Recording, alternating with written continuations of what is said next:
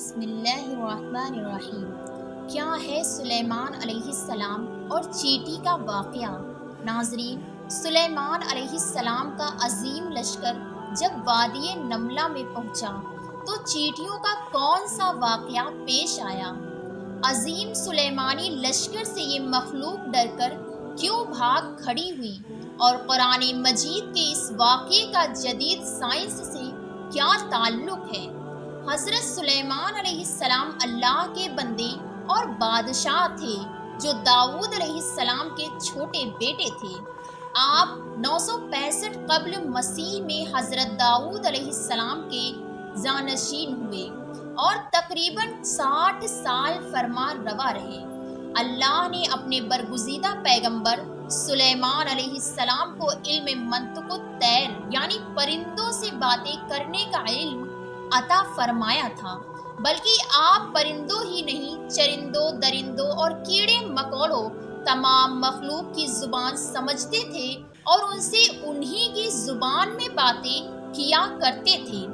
آپ علیہ السلام کی لشکر میں انسان، جنوں، پرندوں اور درندوں کے علاوہ اللہ تعالیٰ کی دیگر مخلوقات بھی بڑی تعداد میں شامل تھی۔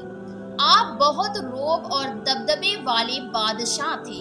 آپ کے لشکر میں یہ مخلوق 7 الگ الگ گروہوں میں ممکن تھی: شیطان کا گروہ، جنوں کا گروہ، انسانوں کا گروہ، حیوانات کا گروہ اور پرندوں کا گروہ۔ یہ سب اپنے اپنے مقام پر نظم و ضبط اور قطار بنائے کھڑے رہا کرتے تھے۔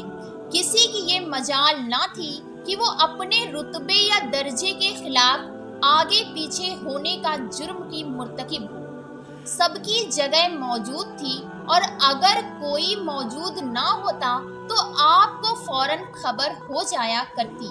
اللہ تبارک و تعالیٰ نے قرآن مجید میں حضرت سلیمان علیہ السلام کا ایک بے مثال واقعہ پیش کیا، جس کے مطابق ایک مرتبہ حضرت سلیمان علیہ السلام جنوں اور حیواناتوں کے عظیم الشان لشکر کو لے کر کہیں تشریف لے جا رہے تھے۔ بعض روایتوں کے مطابق حضرت سلیمان علیہ السلام نے دراصل کسی علاقے پر لشکر کشی کی تھی، لیکن اس کی تفصیل نہیں ملتی۔ لشکر سلیمانی پورے رعب دبدبے کے ساتھ صحراؤں سے گزرتا، پہاڑوں کو پار کرتا، دریاؤں کو عبور کرتے ہوئے ایک بڑی وادی سے گزرا۔ یہ وادی وادی نملہ یعنی چیٹیوں کی وادی کہلاتی ہے، جہاں کی زمین اور پہاڑوں میں لاکھوں کروڑوں سوراخ تھے جن میں چیٹیاں رہتی تھیں۔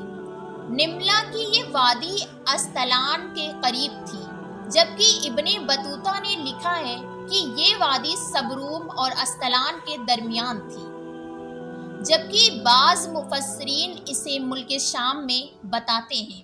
بہرحال لشکر سلیمانی کا اس وادی سے گزر ہوا۔ چیٹیوں کی بستی میں ایک ملکہ چیٹی تھی۔ ملکہ چیٹی اپنی رعایا چیٹیوں کا بہت خیال رکھتی تھی اور چیٹیوں کی اس سلطنت کا نظم و نفس بخوبی چلاتی تھی۔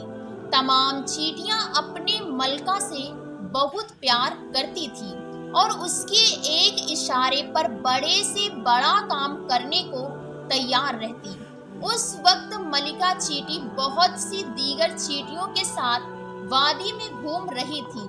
اچانک اسے زمین میں عجیب سی دھمک محسوس ہوئی اور وہ چونک کر رک گئی اور زمین سے آتی آواز کو غور سے سننے لگی۔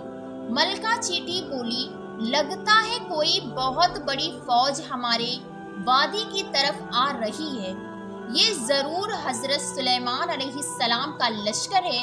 دیگر چیٹیوں نے سلیمان علیہ السلام بھی اس کی بات سے اتفاق کیا اور کچھ ہی دیر میں اس جانب سے دھول کے بادل اٹھتے دکھائی دینے لگے۔ جلد ہی فوج قریب آ پہنچی۔ سلیمان علیہ السلام اپنے تخت پر سوار اپنی فوج کے ساتھ آ رہے تھے۔ اپنے تخت پر سوار تھے۔ چیٹیوں کی ملکہ نے چیخ کر کہا، سلیمان علیہ السلام کی فوج قریب آ پہنچی ہے۔ میں حکم دیتی ہوں کہ تمام چیٹیاں اپنے بلوں میں چلی جائیں۔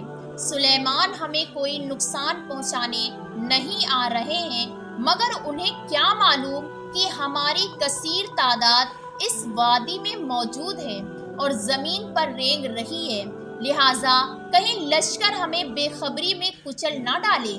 حضرت سلیمان علیہ السلام اس وقت 3 یا 5 میل کی دوری پر تھے، لیکن آپ علیہ السلام تک ملکہ چیٹی کی آواز پہنچ گئی۔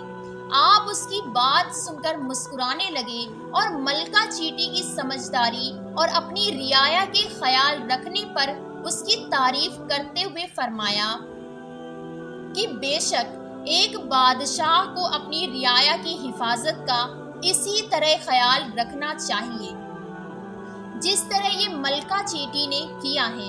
اس واقعے میں ہمارے لیے بے شمار نصیحتیں اور سبق موجود ہے، لیکن اس واقعے کا ایک پہلو جدید سائنس کے کیڑوں کڑیوں کو جوڑتا ہے۔ دراصل حیوانات، خاص کر حضرات الارض کی دنیا کے بارے میں سائنس ایک لمبے وقت تک کچھ نہیں جانتی تھی، اور آج بھی تمام جدید ترقی کے باوجود ہم مکمل طور پر آگاہ نہیں ہیں، خاص کر چیٹی جیسی چھوٹی مخلوق کے متعلق جن کا اپنا ایک طرز و معاشرت ہے اور الگ نظامی زندگی ہے۔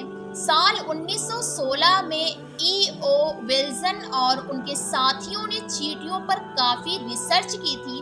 اسی طرح یونیورسٹیوں اور سال 1916 میں او ویلزن اور ان کے ساتھیوں نے چیٹیوں پر کافی ریسرچ کی تھی۔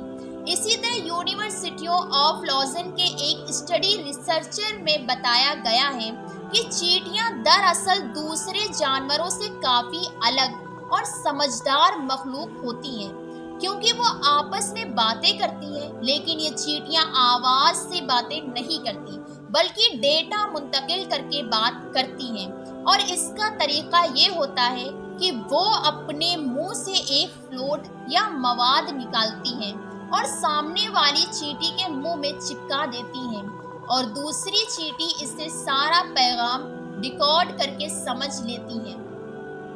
اسی لیے اکثر چیٹیاں چلتے چلتے رک کر دوسری چیٹی کے منہ سے منہ لگا کر آگے چلی جاتی ہیں۔ یہ دراصل وہ عمل ہوتا ہے جس میں وہ ڈیٹا منتقل ہو رہا ہوتا ہے۔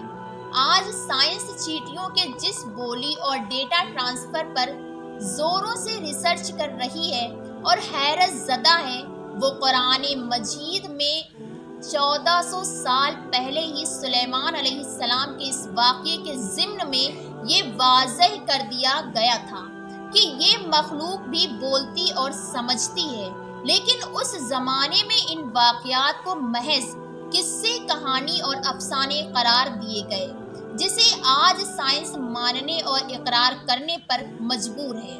تاریخ گواہ ہے کہ جنہوں نے قرآن مجید میں غور کیا، ان لوگوں نے درختوں کے نیچے بیٹھ کر نہ صرف زمین کا حجم بتایا بلکہ یہ بھی بتا دیا کہ انسان پرندوں کی طرح کیسے پرواز کر سکتا ہے۔ اگر ہم قرآن مجید میں غور فکر کریں تو آج بھی ایسی ایجادات کر سکتے ہیں کہ نسل انسانی حیران رہ جائے، جیسا کہ اللہ نے قرآن مجید میں بار بار فرمایا، کیا یہ قرآن میں غور نہیں کرتے، کیا یہ عقل نہیں رکھتے؟ اس میں عقل والوں کے لیے بہت سی نشانیاں ہیں۔ ناظرین، اسی امید کے ساتھ اجازت دیجیے کہ آپ کو ہماری ویڈیو پسند آئی ہوگی۔ ویڈیو کو لائک کریں اور ہمارے چینل کو سبسکرائب کریں، اور چیٹیوں کے متعلق اپنی رائے کمنٹ سیکشن میں ضرور تحریر کریں۔ اللہ رب العزت آپ کا حامی و ناصر۔ السلام علیکم ورحمۃ اللہ